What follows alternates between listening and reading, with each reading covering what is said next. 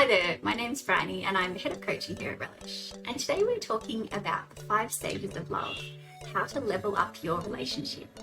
So you might notice that your relationships or your falling in love seems to have a kind of stage about it. And the good thing is it really does. We can kind of break apart relationships and attachments and figure out what stage people are in. And each stage has its unique challenges and also its unique sort of benefits as well.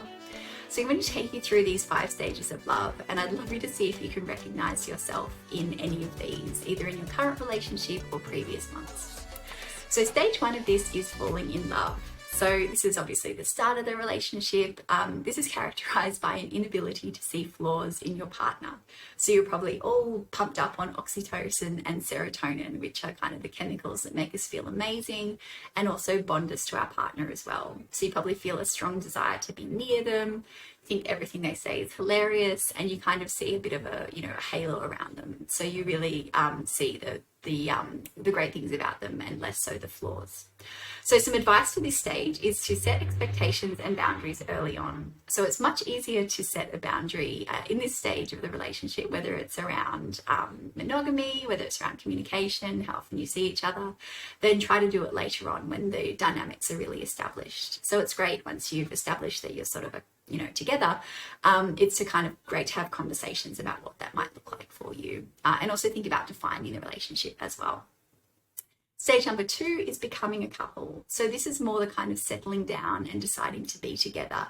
Depending on what stage of life you're in, it maybe is getting serious. So it might be talking about, the next part of your life, or it might be stopping seeing other people. But it's really about forming that kind of more lasting attachment.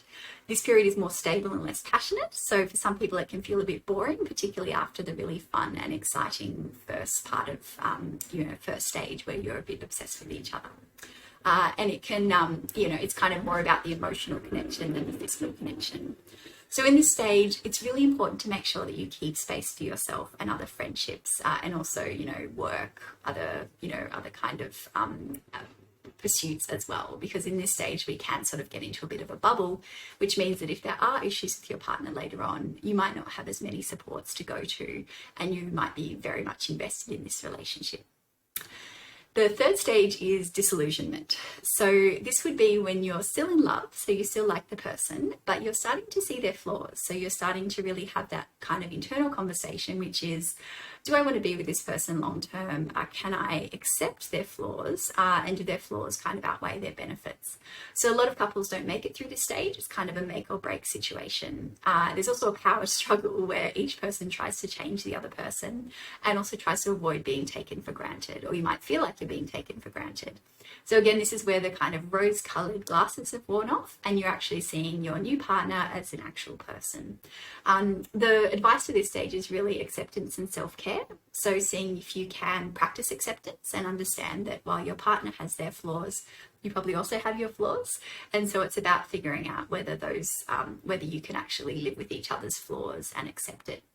It's really important to practice self-care during this time. So whether that's seeing your friends, pursuing hobbies, and really kind of making sure that the rest of your life is going really well as well. So you're also not relying so much on the relationship and you're not as impacted by this kind of power struggle stage. The fourth stage is creating lasting love. So this would be when you've come through that power struggle, you've come through that sort of, a bit of disillusionment, and you're now in a stage of security and stability. So you might think about this as nesting. You're probably really happy to be together because you've kind of come through this stormy stage. The risk of that is you could get stagnant. So you could end up just watching Netflix on the couch all weekend together. So it's important to keep things fresh. So getting out of your comfort zone, having new experiences together, meeting new other couple friends, keeping up with your hobbies. So remembering that there is life outside of your relationship, even if things are going fantastically. And the fifth stage is finding your calling as a couple. So this is kind of when you've progressed to that almost final stage where you then focus your energy outside the relationship on perhaps what your lives will be about.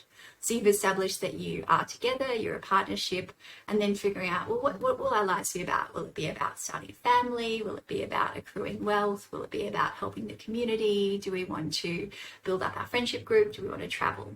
So how you will actually give back and also grow. Maybe you want to work towards shared goals in terms of business or work. The big thing about this stage is, of course, it's a great stage to be in, but it still needs maintenance. So couples can either grow apart during this stage, they can get stuck on certain tracks. So it's really important to keep having those conversations that you were having earlier in the relationship around your goals, around your dreams, as well as always, having a life outside of your relationship. So whether that's a friendship group, whether it's learning, whether it's your work. So I hope this has been helpful. I'd love it if you could leave comments below just to tell me a little bit about where you're at in your current relationship, or whether this kind of hits home. A lot of people are really interested in the disillusionment stage because, like I said, a lot of relationships break down in that stage and couples maybe don't make it through the power struggle situation.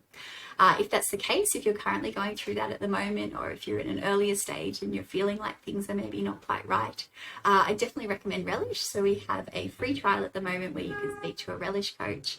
Our coaches also offer calls, so you can have a video call with your coach, whether it's with your partner or by yourself, which is incredibly effective.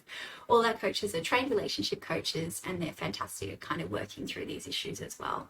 So I think that'd be really, really helpful. So just click on the link to our website and you'll be able to sign up for the free trial and download the Relish app. So I hope this has been helpful for you. We'd love it if you subscribe to our channel. We put up new content really regularly. If you would like to like our video, that would be great as well. So that's it from me, and see you next time.